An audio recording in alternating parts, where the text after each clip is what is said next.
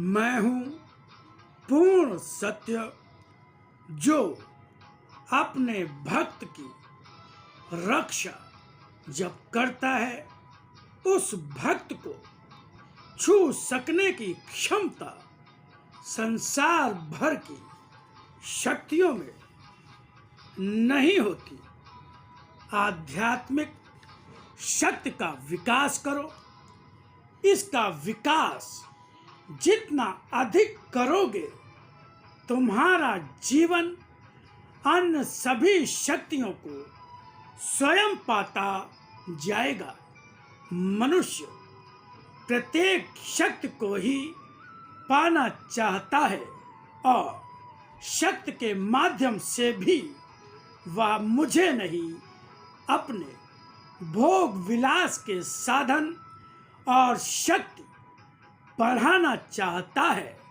मनुष्य का अपना विश्वास सांसारिक हर शक्ति पर होता है, पर आध्यात्मिक शक्ति को तब तक शक्ति नहीं मानता जब तक उसे इस शक्ति के माध्यम से कुछ प्राप्त होता न लगे, और यही भाव उसे आध्यात्मिक शक्ति प्राप्त करने नहीं देता।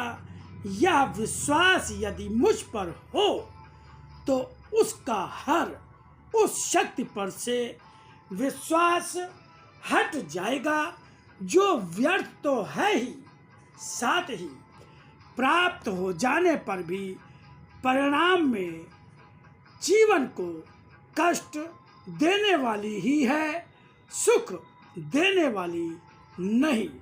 दुनिया को यदि सही अर्थों में देख और पहचान सके होते, तो भी तुम्हारा विश्वास उन सभी शक्तियों पर से उठ गया होता, जिन्हें पाकर भी मनुष्य असमर्थ और मेरे हाथों में केवल खिलौना ही बना हुआ है।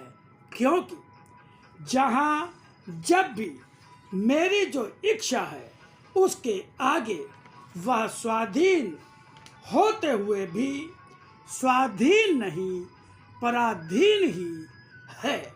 मनुष्य बहुत बड़े साम्राज्य का अधिपति होकर भी सुख जैसी साधारण स्थिति को भी ना तो खरीद पाता है, ना बचा पाता है, ना ही किसी से उधार या दान में ले पाता है, क्योंकि उसे भी कोई न कोई दुख की स्थिति कचोटती ही रहती है।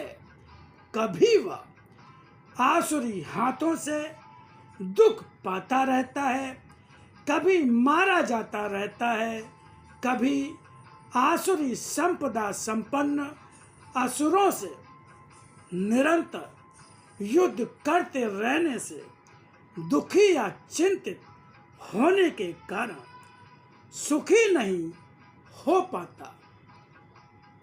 जिस तरह मुझे भरपूर दृष्टि से देखने और पहचानने की आवश्यकता है, उसी तरह संसार को भी संपूर्ण रूप से देखने, पहचानने और समझने की ज़रूरत है।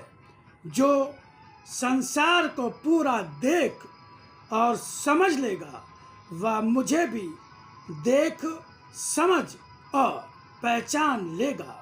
संसार को देख, समझ और पहचान लेने का अर्थ यह नहीं कि तुम हर समय अपने आप को, समाज या परिवार को देखते और उन्हीं की बात और उन्हीं पर व्याख्या या विवेचना ही करते रहो।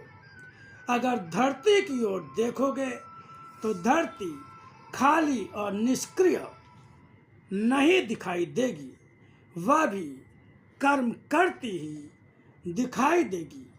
उस धरती में जब उसकी शक्ति देखोगे, वह अथाह शक्ति दिखाई देगी।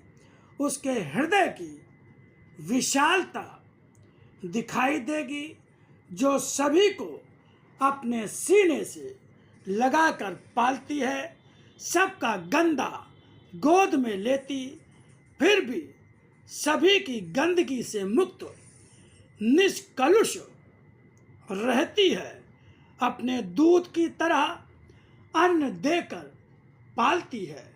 उसके उन रूपों में मैं ही हूँ। नदियों को देखो, उनकी कर्मठता देखो, लक्ष्य की ओर बढ़ते रहने की एकाग्रता देखो। क्या उनकी गति और एकाग्रता में कहीं निर्जीवता दिखाई देती है? एकाग्र गति से बढ़ती हुई नदी रास्ते में मिलने वालों के माया मोह में नहीं बनती, बस योगी की भांति बढ़ती रहती है। उसमें न अपना है न पराया, सभी को अपना मानकर सभी की प्यास बुझाती, सभी को जीवन देती है। उस नदी के जल में शक्ति का अपार भंडार है। न वह घटता है न उसकी सीमा घटती है, न प्रवाह कम हुआ है। खिलते हुए फूलों में देखो, यह सुंदरता, कोमलता और सुगंध कभी घटती नहीं है। सब कुछ युगों से ऐसा ही चला आ रहा है। सब और इस सृष्टि की क्या कहीं कोई सीमा देख पाते हो? असीम और अनंत या धरती, आकाश, इनका सौंदर्य, शक्ति, रस, रूप, माधुर्य देखकर मुझे पहचानो।